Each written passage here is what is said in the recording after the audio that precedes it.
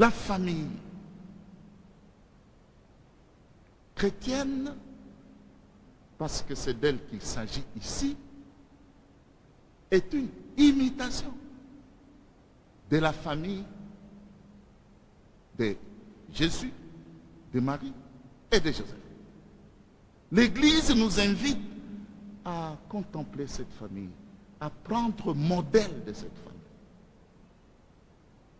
Et le modèle consiste justement à découvrir dans ce qui unissait Jésus, sa mère et Joseph, ce lien que le Christ lui-même va établir entre lui et son Église.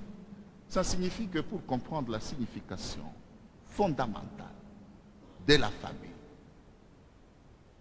et du mariage, parce que quand on parle de la famille, on voit aussi le mariage. Quand on parle du mariage, on voit aussi la famille. Il faut comprendre que la première signification, c'est que Dieu a voulu.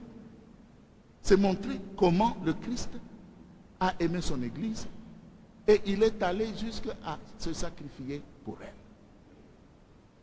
Mais ce sacrifice est venu après que le Christ a vécu une certaine chaleur humaine, une chaleur affective dans sa propre famille de Nazareth.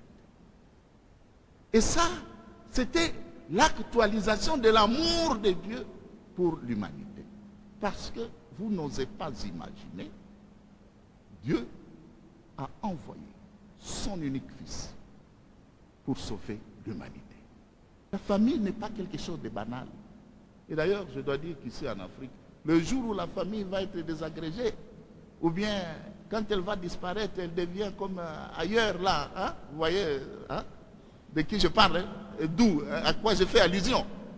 Je pense que notre Afrique va complètement disparaître.